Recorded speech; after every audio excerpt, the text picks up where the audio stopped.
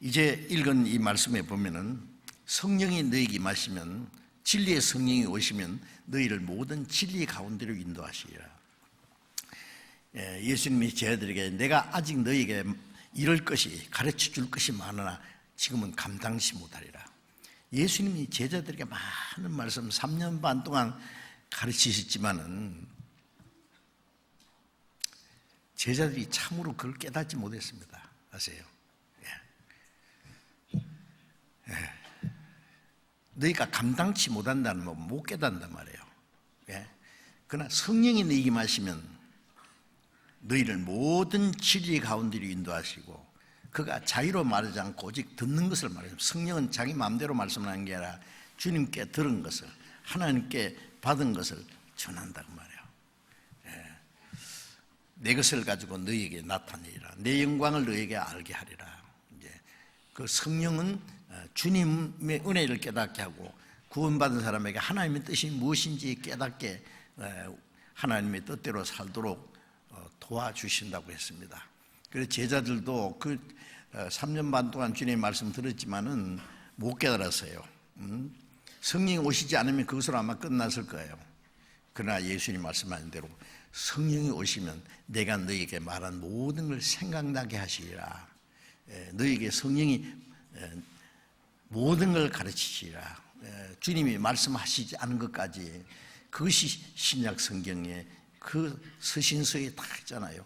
예수님이 제자들에게 말씀하지 않은 그 내용까지 성령으로 말미암아 신약 성경에 기록되도록 했고, 그 성령께서는 그 말씀을 통해서 우리에게 모든 걸 가르쳐 주십니다.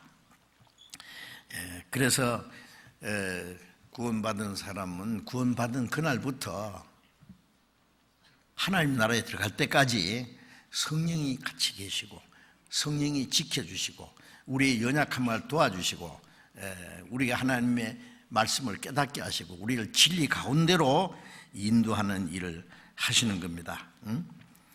그래서 성령의 도우심을 항상 받아야 되는데, 성령이 내 안에 계신다는 걸 먼저 알아야 되죠.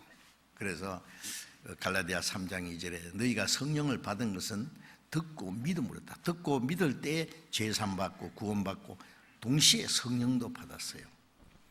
그래서 고린도전서 6장 19절에 너희 몸은 하나님의 성령이 거하시는 전인 줄 알지 못하느냐. 하나님께 받은 그 성령이 내 안에 계셔요.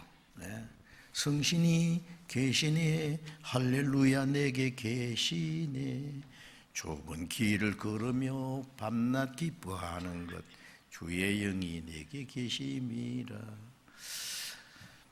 주님이 계신데 무슨 걱정이 있겠어요? 아무 걱정할 거 없어요. 모든 염려는 주님께 맡기고 주님과 얘기해요. 항상 외롭지 않아요. 주님이 계신데 뭐가 외로워요? 이 세상 사람이 다 나를 섬기고 나를 떠받쳐줘도 주님이 계시지 않으면 무슨 소용이 있겠어요? 반대로 세상이 다 나를 버려도, 찬송이죠. 온 세상 날 버려도 주 예수 안 버려 끝까지 나를 인도하신. 그리고 온 세상이 날 버려도 주님이 계시면 만족해요. 예수님 내 주여 내 마음속에 계시니 주님 한 분만으로 만족하옵니다. 주님 한 분만으로. 부러운 거 있어요? 주님이 내 안에 생명이 되시고 소망이 되시고 내게 능력이 되시고 영원한 영광이 되시는데, 힘이 되시는데, 아무것도 부러워할 것도 없고 무서울 것도 없고 걱정할 것도 없고, 나를 사망의 음침한 골짜기를 통과할 때, 죽음의 골짜기를 통과할 때도 주님이 거기에 같이 계셔요. 야, 이거 얼마나 놀라운 일입니까? 주님이 같이 계시다는 걸 믿는 사람이 최고 행복한 사람이에요. 그런데 주님이 우리 눈에 안 보이니까 항상 같이 계시는 걸 자꾸 깜빡 잊어버려요. 주님이 같이 계시면 함부로 말도 못할 끼고 함부로 행동도 못할 끼고 그렇잖아요. 주님이 같이 계신데 아무 데나 갈 수도 없는 거고. 그렇죠. 우리가 잘못하면 성령이 근심하시고 슬퍼하시고 탄식하시고, 내가 주님보다 더 다른 걸 더 살아가면 내 안에 계신 성령이 시기하신다고 말씀했잖아요. 그 성령님은 바로 주님 자신이 우리 안에 영으로 오신 거예요. 완전한 인격자예요. 지정의를 갖춘 완전한 인격자가 내 안에 계셔. 어휴, 얼마나 놀라운 일인지. 이걸 잊어버리면 안 됩니다. 신앙생활은 이제 성령을 따라 사는 생활이에요. 그래서 로마서 8장 14절에 보면은 무릇 하나님의 영으로 인도함을 받는 그들은 곧 하나님의 아들이라. 예? 하나님의 영, 성령입니다. 성령으로 인도함을 받는 그들은 곧 하나님의 아들이라. 성령의 인도를 받아서 하나님의 아들이 된다는 말이 아니라 하나님의 자녀가 된 사람은 성령의 인도를 받게 돼 있어요. 예. 성령의 인도를 받는 그것이 우리가 하나님의 자녀라는 증거다, 그런 뜻이에요. 짐승도 보면은요, 그 펭귄들도 막 수천 마리가 있어도요, 그 가운데 자기 예미 말을, 엄마 말을, 그 음성을 알아듣고 찾아가요. 참 희한하죠.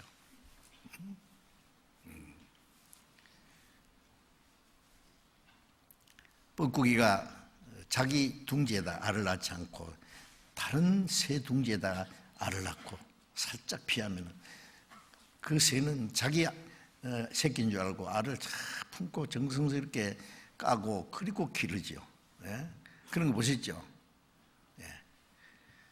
그래 실컷 키워놓으면은요, 어미 이제 뻐꾸기가 와서 뻐꾸 그러면은 이 새끼 뻐꾸기가 엄마 하고 날아가 버린다고, 따라간다고. 그럼 실컷 키우는 제개비는 뭐예요? 그걸 보면은요, 요한복음 10장 예수님 말씀이 생각나시죠?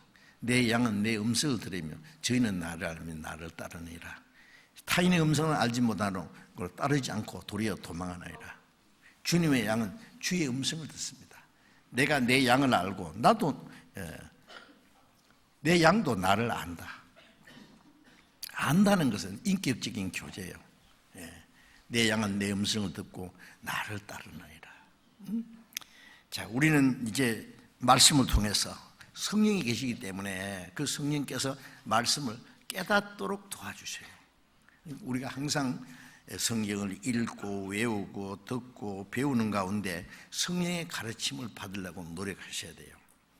그래서 요한복음 14장 16절에 예수님이 내가 가면은 보혜사를 너에게 보리리라. 아버지께 구해서 보혜사를 너에게 보내주리라. 그 보혜사가 성령이 너희 안에 계시고 너희와 함께 영원토록 함께 있으리라. 보혜사라는 말은 옆에서 돕는 자라는 뜻입니다. 제자들은 예수님을 옆에 모시고 다녔죠. 유대인들이 예수님을 미워하고 죽이려고 하고 위협하고 했지만은 예수님이 같이 계시니까 아무 염려 없잖아요. 풍랑이 나서 배가 파선하게 돼도 주님의 말 한마디에 바람아 고요하라, 바다에 잔잔하라. 그러니까 바람이 탁 그치고 그 미칠 듯이 뛰노던 파도가 딱 그치고 이 사람이 누구길래 바람과 파도도 순종하는 거, 누구길래 말씀으로 우주 만물을 창조하고 다스리는 분이에요. 내가 말하면 천지가 일제히 서느니라. 바로 그 창조주 그분이에요. 육신은 우리가 똑같은 연약한 육신을 가졌지만 예수님이 하신 말씀은 하나님 말씀이고 예수님에서 하나님 말씀이 말씀하시면 하나님 말씀이요. 죽은 지 나흘 돼 썩은 냄새나는 나사로 나오너라. 그러니까 뻘떡이 나서 시체가 걸어 나왔잖아요. 예? 하나님 말씀인데 뭐 이상해요. 예. 그분이에요 바로.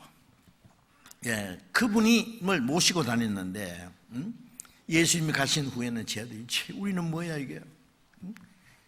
예수님을 죽이려는 사람들, 예수님 제자들이 어디에 숨었는지 잡아 죽이려고 하는데 잡히면 이제 자기들 죽게 생겼으니 숨어서 두려워하고 있는데 예수님이 다시 나타났습니다. 예. 그런데 예수님은 며칠 후에 또 가셨어요.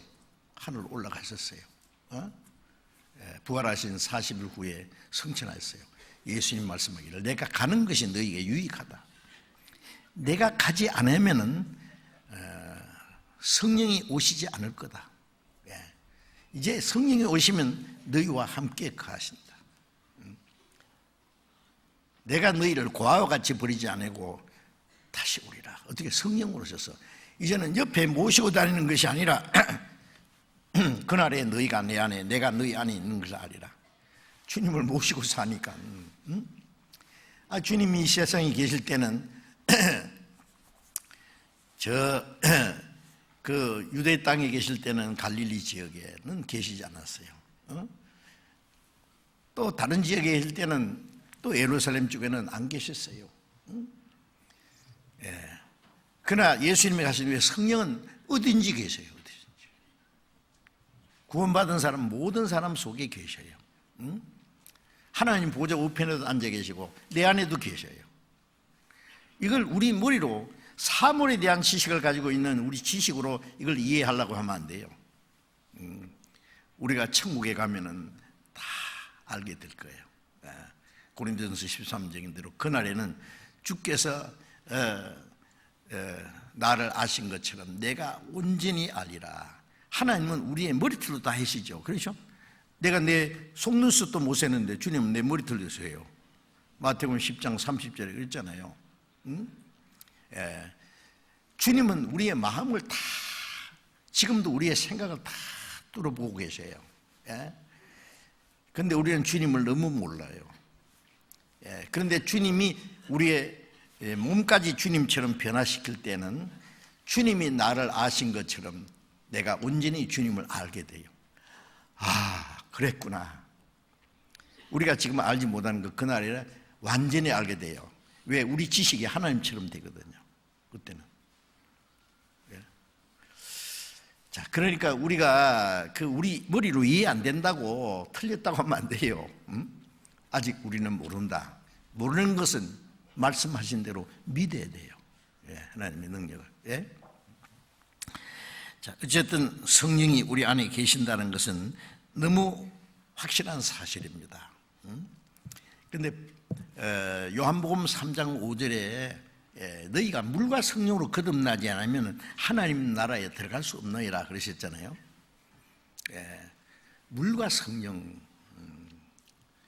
베드로전서 1장 3절에 보면은 예수 그리스도의 죽으심 가운데 부활하심으로 너희를 거듭나게 하사 산 소망 있게 하시며, 물이라는 것은 심판을 말합니다. 노아 홍수 때도 물로 심판했고, 이스라엘 민족이 애굽에서 나와서 홍해를 육지까지 통과할 때 애굽 군대는 따라오다가 물로 다 죽었어요. 그 물은 하나님의 공의로운 심판을 말하는 거예요. 예수님이 십자가 죽으신 건 죄인들이 받아야 될 공의로운 심판을 대신 받은 거예요. 그죠? 예수님이 마태복음 3장에 보면 요단강에서 침례받을 때 요단강 물 속에 들어갔죠. 물에 들어간 것은 하나님의 공의로운 심판을 받아서 예수님이 죽으시고 장사될 걸 말하고, 물에서 올라온 것은 예수님의 부활할 것 같아요. 그래, 예수님이 침례를 받고 물에 올라오실 때 하늘 문이 열리고 성령이 비둘같이 임하시면서 이는 내 사랑하는 아들로 기뻐하는 자라고 하신 것은 예수님을 위해서 그런 걸 보여주시고 들려주신 게 아니라 예수 그리스도 안에서 구원받은 사람은 나는 주님과 함께 죽고 장사되고, 주님이 부활하실 때 나도 주님과 함께 새 생명으로 살아났다. 믿을 때 주님과 나와 연합되는 거예요. 믿음으로. 주님 것이 내 것이 되는 거예요. 전기가 말이에요, 엄청난 힘이 있잖아요. 그런데 이게 마이크를 연결시키든지 무슨 기계다 연결시키든지 연결시키면 그 힘이 딱 연결되잖아요. 연결되자마자 엄청난 힘이 동시에 전달되는 것처럼 구원받을 때 주님과 나와 딱 연결되는 거예요. 주님의 생명이 내 생명이 되고, 주님의 능력이 내 능력이 되고, 주님의 모든 것이 내 것이 돼요. 주님의 죽으심이 나의 죽음, 주님의 부활이 내 부활이에요. 주님의 성령이 내 안에 계셔. 대단하잖아요. 딱 믿는 순간에 주님과 나와 하나가 됐어요. 그래서 고린도전서 6장 17절에 주와 합하는 자는 한 영이라. 구원받은 주님의 영과 내 영을 분리시킬 수가 없다고.